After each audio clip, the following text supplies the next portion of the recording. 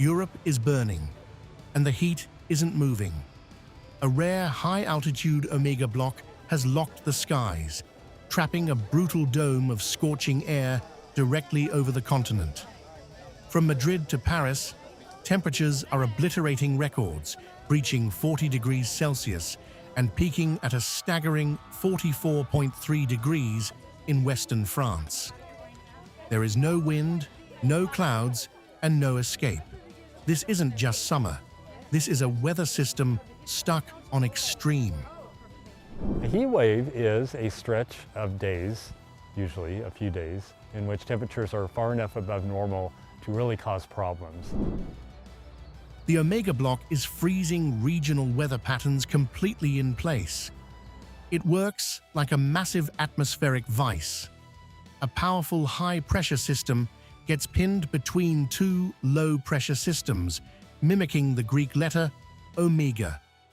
The jet stream has buckled and stalled, acting like a lid that compresses the air and blocks cloud formation.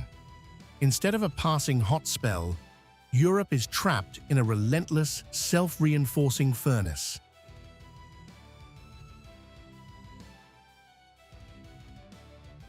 So the greenhouse gases that humans have been adding to the atmosphere for more than 100 years are warming the climate. And as you might expect, that's affecting heat waves. When heat waves happen, they're tending to last longer, they're tending to be stronger, and often more intense.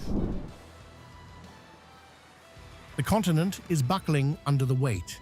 In France, heat-triggered grid overloads have left nearly 70,000 households without power, while state utilities are legally restricting nuclear reactor outputs because cooling rivers are running dangerously hot.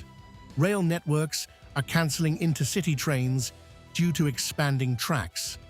From Paris to Rome, emergency air conditioner sales are exploding across a continent historically never built for this level of extreme heat.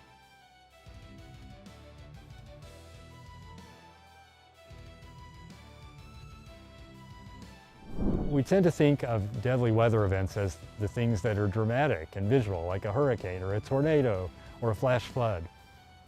Heat can be just as dangerous and every bit as deadly, even if it's not dramatic, even if it seems calm and pleasant, and the winds are light, and the sun's shining.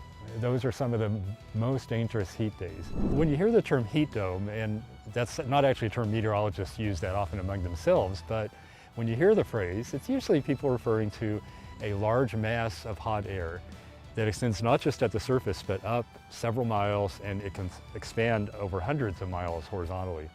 And within that zone, or that heat dome, you've got usually not many clouds to block the sun, so full sunshine. You often have air descending or sinking, and that not only tends to warm the air, but it makes it harder for it to rain.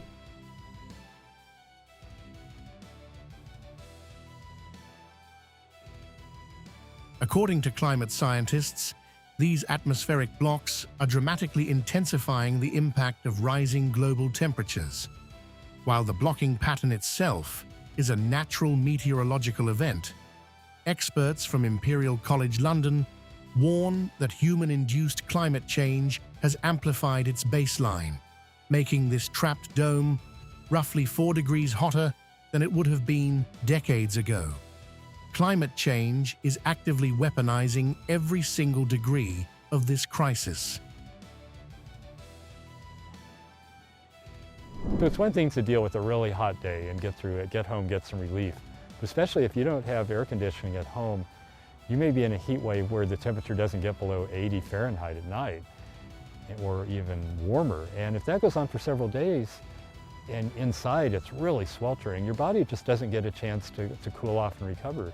And so that accumulated impact on your body is really hard, especially on older people, folks with health conditions that are pre-existing. Cities are getting hotter faster because of the built environment. And that's especially true in low-income areas that typically don't have as many trees. So putting in greenery in cities is really important. Putting in refuge centers that people can access. With over 50 French departments placed under unprecedented red alerts and millions more under emergency watches across Italy and Spain, the continent faces a terrifying reality. This isn't a temporary spike, it's an environmental warning. When massive weather systems stall, the cascading human and infrastructural consequences escalate at a lethal pace. And right now, Europe remains completely locked under an unforgiving sky. 20 years ago, 30 years ago, cities did not have cooling centers and cooling buses and water supplies for people in the way we do now. So cities have made a lot of progress, and in many cities heat wave tolls have gone down. In other cities heat wave tolls have gone up because of how people live. So we have these cross currents of learning how to deal with heat more effectively at the same time that the heat is getting worse.